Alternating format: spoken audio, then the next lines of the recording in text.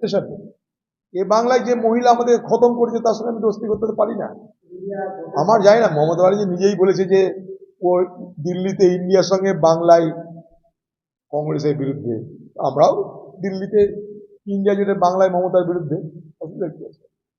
এখানে মমতা ব্যানার্জিকে আমরা কোনো মতে খাতির করতে পারবো না। এটা এর মধ্যে কোনো আমার দ্বৈত কোনো ভাবনা নেই, এর মধ্যে আমার কোনো মানে নেই, মানে এটা হেজিটেশন নেই। এ বাংলায় যে মহিলা আমাদের খতম করেছে তার সঙ্গে আমি দোস্তি করতে পারি না। তাই মমতা যেমন বলছে দিল্লিতে আমি ইন্ডিয়া জুটে আছি, বাংলায় আমি সিপিএম আর এই কংগ্রেস আর সিপিএম এর বিরোধিতা করি। এই বাংলায় কংগ্রেস সিপিএম কে হত্যা করেছে আর দিল্লিতে ইন্ডিয়া জুটের সঙ্গে আছে, কথা মমতা বলছে। মমতা যদি বলতে পারে দিল্লিতে ইন্ডিয়া আর এ বাংলায় নো ইন্ডিয়া, তাহলে আমরাও একই কথা বলছি, আমি তো একই কথা বলছি। যে কি বলছে জানি না।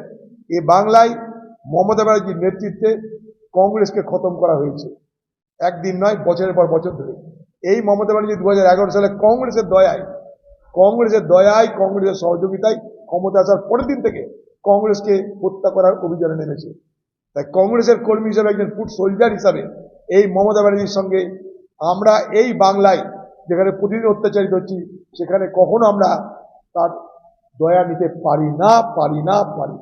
এখানে লড়াইটা নৈতিকতার, এখানে লড়াইটা আমাদের কংগ্রেস পার্টিকে রক্ষা করার, এখানে লড়াইটা অত্যাচারীর বিরুদ্ধে অত্যাচারিত মানুষের লড়াই।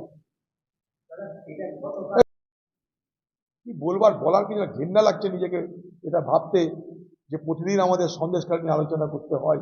কোন বাংলায় বসবাস করছি?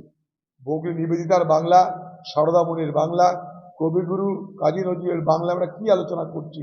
বেমান নিজের লজ্জা লাগে। এই বাংলার দ্রুত পতন দরকার, এই সরকারের দ্রুত পতন দরকার।